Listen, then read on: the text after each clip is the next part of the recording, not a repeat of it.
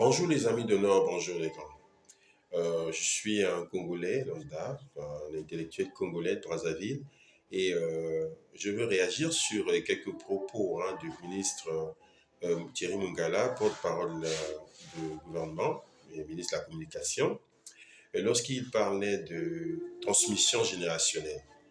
Pour moi, je pense que c'est un peu creux et ça n'a pas vraiment grand intérêt. Et surtout, c'est un peu comme destiné à embrouiller réellement un peu les gens. Oui, je le dis.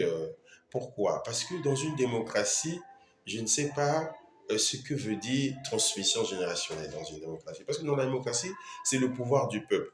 C'est le peuple qui se choisit ses dirigeants. Et de tout temps, toutes les générations ont toujours travaillé ensemble. Je ne sais pas à quel moment on s'arrête, on dit, on commence à transmettre à une autre génération. Ça veut dire quoi, je veux dire?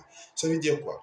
Parce que en démocratie, les peuples se choisissent en fait les meilleurs d'entre eux pour conduire leur destinée, c'est-à-dire assurer leur bien-être, voyez-vous?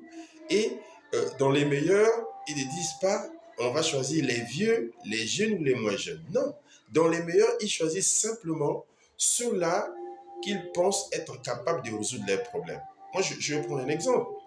Vous voyez, vous avez par exemple un problème comme celui lié par exemple à l'employabilité des jeunes. Mais est-ce que les jeunes qui sortent des universités, ou même ceux qui sont à la maison, qui n'ont pas eu cette chance pour plusieurs raisons, ont besoin de savoir qui est le ministre qui assure cette mission? Ils veulent savoir son âge ou sa génération? Non, ils n'en ont pas besoin.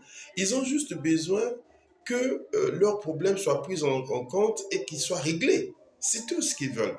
Aujourd'hui, par exemple, comment l'accès au travail et tout ça, c'est ça qui intéresse les jeunes. Lui, il ne sait pas, est-ce qu'il a 20 ans, est-ce qu'il a 100 ans, c'est pas leur problème. Voyez-vous? Donc, et là, c'est un exemple. Un autre exemple, par exemple, sur l'électricité aujourd'hui. Tu as un cybercafé, tu as une soudure, je sais pas. Tu es là en train de travailler, le courant est parti. Et tu sais pas à quel moment ça va revenir. Est-ce que le jeune qui travaille là veut savoir, celui qui dirige là-bas, il est de quelle génération, le ministre de quelle génération? Est-ce que c'est un jeune, est-ce qu'il a 30 ans? Est-ce qu'il a 50 ans? Est-ce qu'il a 100 ans? Non.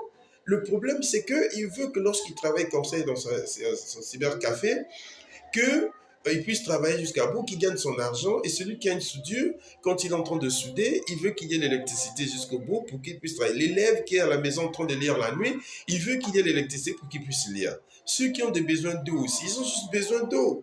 C'est-à-dire que celui qui travaille, ils veulent que ce soit c'est-à-dire le meilleur qui puisse leur assurer ce service-là. Ils n'ont pas besoin. Donc, les problèmes de transmission, je ne sais pas, de